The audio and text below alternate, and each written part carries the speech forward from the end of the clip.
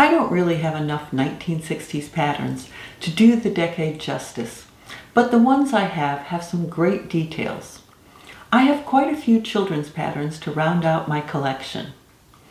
In the 1960s, fashion became progressively more casual.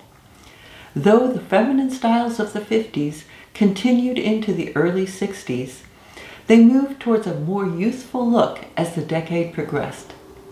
Let's take a look. The early 1960s were characterized by a continuation of the feminine styles of the 1950s. Skirts were not quite as full and were moving towards a slimmer silhouette. This butterick pattern from 1960 still reflects the feminine look of the 1950s. As with many patterns of the period, Advanced 2958 offers a full-skirted and slim-skirted version. And here's one of my favorites. This two-piece dress from 1964 is super flattering. I made it in a white modelas. In addition to two-piece dresses, the 1960s gave us a variety of suit styles. This suit from 1960 has a pleated or slim skirt, boxy jacket, and sleeveless shell. This McCall's pattern from 1961 is the classic 1960s suit style. This suit pattern from 1963 incorporates design elements from both of the previous two. Here's a lovely dress and jacket ensemble from 1965. I love the drop waist on the dress. As the decade progressed, the shift dress gained prominence. Look at the great scarf detail on this pattern from 1960. These two dresses from 1964 both have V-necks and classic lines. I think the notched collar adds a special touch. McCall's 7662 is the A-line shift dress that was so popular in the 1960s. Here are two sundresses from 1964 with great back details. One has a button-up back with pleats and a square neckline, while the other has back bows and a full skirt in the back. Fashion was getting more casual as well. This cute skirt and shorts set from 1963 shows a more playful approach to separates.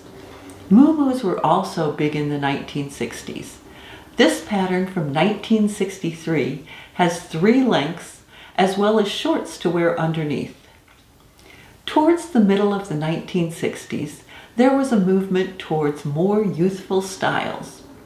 With these two patterns from the late 1960s, the shift dress is getting shorter and showing more skin for day wear. This 1967 coat dress with detachable collar is one of my favorites.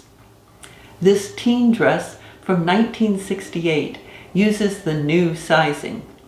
Pattern sizing was updated in 1967 to the modern sizing we use today.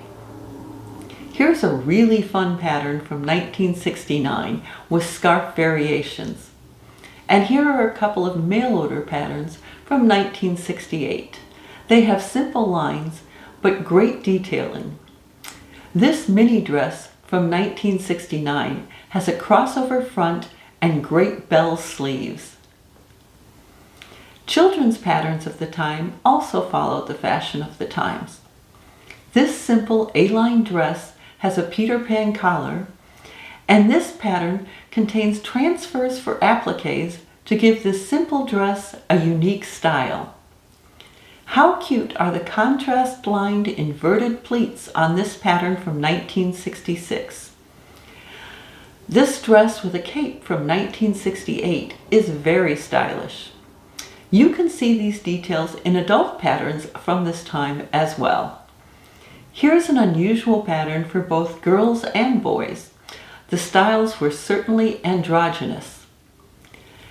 Though my collection of 1960s patterns is small, I have made a number of them, as the classic shift dress is always in style. As I mentioned, I have even fewer patterns from the 1970s. So next week, we begin a new adventure with a look at some less familiar vintage pattern companies that I have in my collection. Let's see how they differ from the big four we are familiar with. I put out videos every Tuesday, so make sure to subscribe to be notified when the next post comes out. Let me know if you have questions about working with vintage patterns below, and be sure to like if you found this helpful. Thank you.